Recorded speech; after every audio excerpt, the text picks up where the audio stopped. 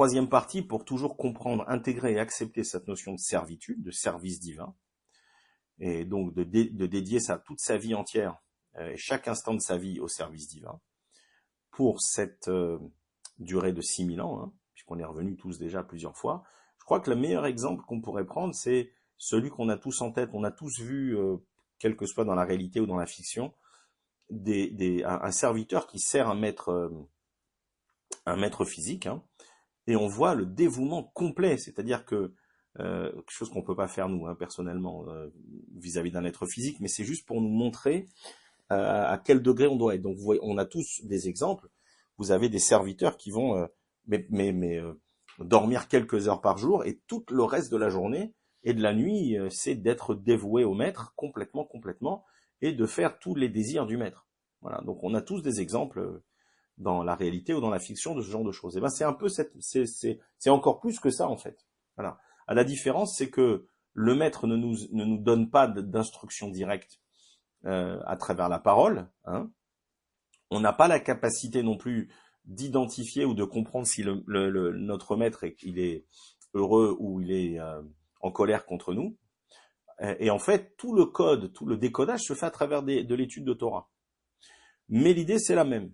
C'est d'arriver à se mettre dans cette situation de service. Je suis le serviteur d'Hachem. Ani Eved Hachem. Je suis le serviteur d'Hachem. Et c'est comme ça qu'on se définit. On se définit pas forcément comme un juif ashkénaze ou séfarade ou de telle ou telle école, parce que ça, c'est encore un autre problème et c'est catastrophique. On se définit, on est tous en fait, et c'est ça l'ultime, c'est vraiment la station terminale. Dans la réalisation, dans la compréhension de ce qu'on doit faire là, on est serviteur de Dieu. Je suis un serviteur de Dieu. Voilà, c'est tout. Et je le suis 24 heures sur 24. Alors ici, il nous explique, on reprend le livre, et il nous explique ici que donc, à partir de ce moment-là, dans la mesure en fait où on n'a pas de feedback, on n'a pas un retour du maître, qui est le créateur du monde, qui nous a choisi pour le servir, hein, on n'a pas de retour direct de la qualité de ce qu'on fait. Alors à ce moment-là, l'homme, il doit lui-même, c'est à l'homme à travers ça, tous les jours, il doit réfléchir sur la qualité de ce qu'il a fait dans la journée. Donc c'est ce qu'on fait avant d'aller se coucher. Quand on fait le Kriyat Shema à la Mita, on doit faire un autre schéma avant d'aller se coucher, un schéma Israël. Et donc il faut à ce moment-là se poser la question, quelle a été la journée? Où étaient mes pensées? Où étaient mes actions? Et où les pashpesh bemarasa ou le dagdek bechol anyanav. Et donc on doit, c'est à nous-mêmes en fait de faire notre propre analyse. On n'a pas un professeur pour nous noter, le maître n'est pas là pour nous noter, même si on est noté mais on voit pas la note. C'est un travail à l'aveugle. C'est ça la grande difficulté. Et c'est pour ça que le sahar, le salaire est si grand. D'accord? C'est parce que on n'a pas un patron qui est là sans arrêt pour nous remettre sur le droit chemin, directement, ou pour exprimer sa gratitude, son remerciement, ou pour exprimer sa colère ou son mécontentement. Donc nous, à travers les livres et à travers le travail qu'on fait et l'acquisition des connaissances dans la Torah, c'est comme ça que on a plus ou moins la capacité de savoir où on se trouve, à quelle situation on se trouve. Et puis nos sages aussi ils vont nous expliquer aussi comment faire pour évaluer un peu notre situation. Voilà. Donc il nous dit, donc ça c'est le travail de l'homme. Donc sans arrêt on doit se dire, qu'est-ce qu'on pense de moi en haut, qu'est-ce qu'on pense de moi en haut, qu'est-ce qu'on pense de moi en haut.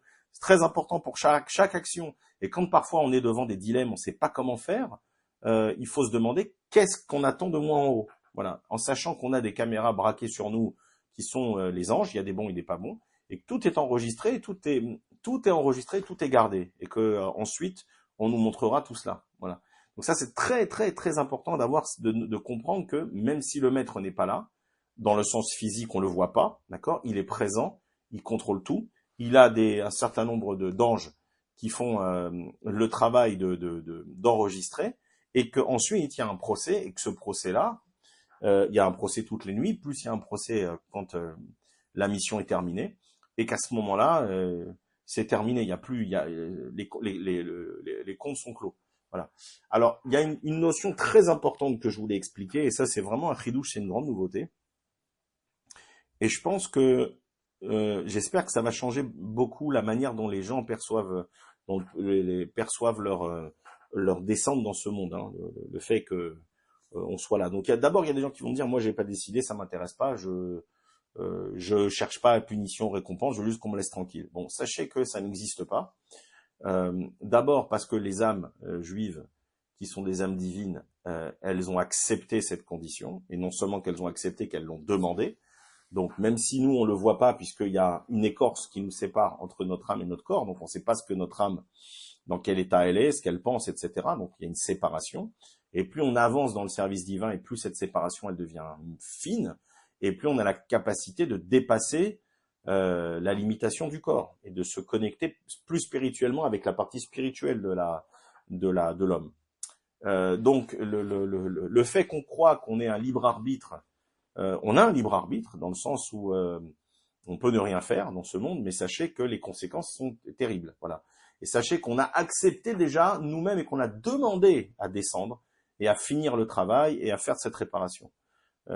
Mais quand les choses sont sues et qu'elles sont claires, c'est-à-dire au moment où l'âme elle quitte le corps, là c'est trop tard. La mission elle a été ratée et les conséquences sont plutôt catastrophiques pour pas dire autre chose. Mais sachez, voilà, je voulais venir à cela, c'est que à cause de la faute du premier homme dans lequel nous étions tous, c'est-à-dire que toutes les âmes qui ont faute, toutes les âmes qui descendent sur terre, faisaient partie du corps de Adam ou de Chava, ou de Ève, et je vais essayer de reprendre que des mots en hébreu, que de Chava, et donc personne ne paye pour quelqu'un d'autre, et personne ne paye pour rien. On paye tous exactement pour ce qu'on a fait. Et malgré tout ce paiement, c'est-à-dire même si c'est une réparation et que ça peut sembler difficile, c'est encore et malgré tout pour nous faire du bien, c'est-à-dire pour qu'on ait une récompense sur la base d'un travail très difficile et très compliqué qui a été effectué, c'est-à-dire de servir un maître qu'on ne voit pas et qui ne communique pas directement avec nous, mais que indirectement à travers ses instructions écrites. Voilà. Mais sachez, voilà, ça c'est le grand chidouche, c'est la grande nouveauté. Tous ceux qui pensent, mais moi je vais pas être puni après, puisqu'en fait j'ai pas fait de mal à personne. Je ne vais pas, je vais pouvoir parler après devant le tribunal céleste en expliquant que ci et cela. Sachez globalement que ce sont des fantaisies, voilà, et que il n'y a strictement aucune excuse. Et je vais vous expliquer pourquoi. La raison est la suivante, c'est parce que quand l'âme quitte le corps, il y a 7 jugements. Les uns consécutifs aux autres, qui sont pas tous identiques dans la réalisation, puisque ça dépend de comment l'homme s'est comporté dans ce monde. Mais globalement, il y a 7 jugements. Le premier, c'est la séparation entre l'âme. Il y a plusieurs niveaux d'âme, mais le niveau le plus bas, entre la séparation entre l'âme et le corps, c'est quand l'ange de la mort vient enlever l'âme, séparer l'âme. Voilà, ça c'est le premier. Ensuite, quand je dis que c'est des jugements, c'est que l'exécution de cela, c'est-à-dire la fin du jeu, la fin de la réparation, la fin de X années d'existence, elle se fait de manière très douce ou de manière très violente, très longue et très très douloureuse. Voilà. Ensuite, il y a un autre jugement, donc une autre exécution de peine qui se fait entre le moment où la personne elle est morte, on va dire, hein, jusqu'au moment où le corps est mis en terre, et particulièrement au moment où le corps est amené au cimetière. Voilà. Ensuite, il y en a un autre qui s'appelle le Chibut HaKever, c'est au moment où la dernière personne quitte le cimetière. Et à ce moment-là, je rentre pas dans les détails, mais il y a des choses terribles qui se passent. Donc quand la personne est enterrée, hein, une fois que tout le monde a quitté le cimetière. Et il y en a encore d'autres, voilà. Et donc, après ce moment-là, il y a les notions de kafakala, qui est un purgatoire d'une douleur, apparemment, de ce que nous disent les textes, c'est terrifiant.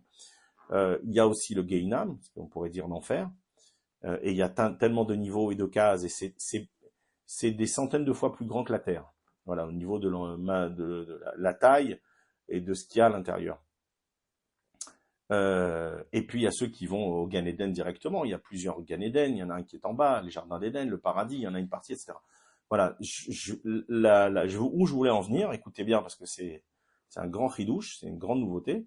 C'est qu'en fait, par défaut, tous, vous et moi, tous les juifs et juives, toutes les femmes juives, tous les hommes juifs, on a tous été déjà condamnés à cause de notre faute à passer par les pires le pire de toutes ces étapes. C'est-à-dire qu'on va souffrir au moment de la mort, énormément. On va souffrir entre quand le corps va être transporté, mais il y a du positif, hein, donc écoutez jusqu'à la fin. En fait, on a déjà été condamné à payer par tout cela, à la base. On a déjà été condamné parce qu'on a déjà fauté.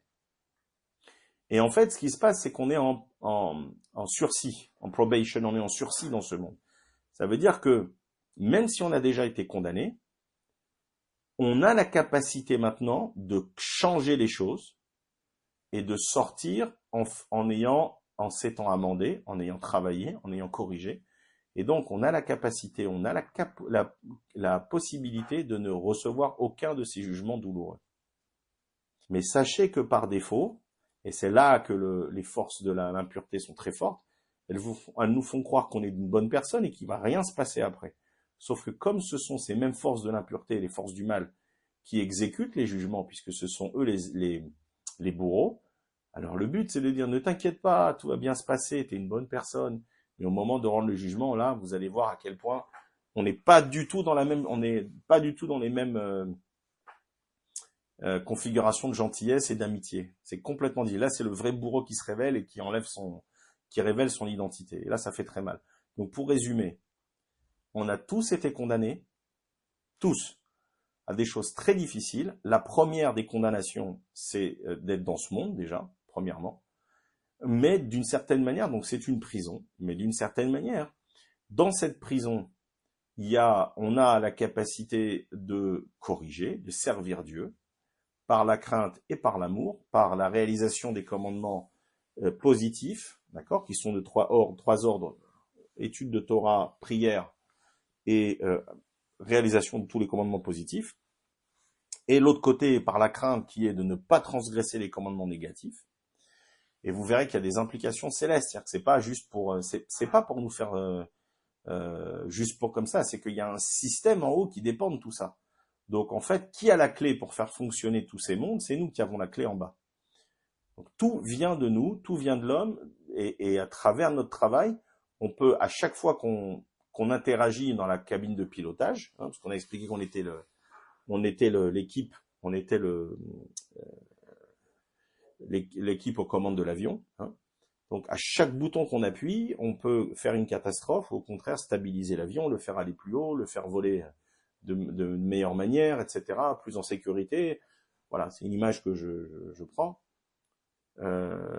Donc si on fait bien le travail, voilà, si on fait notre travail de servitude, qui ne dure que 6000 ans, alors on échappera à tout ça. C'est-à-dire tous ceux qui auront compris que ce monde-là, ce n'est pas la réalité, c'est un monde de réparation, c'est une prison, c'est un purgatoire dans lequel on est déjà et que c'est la première des punitions, mais que c'est en même temps une punition d'être là, mais c'est en même temps une capacité de corriger.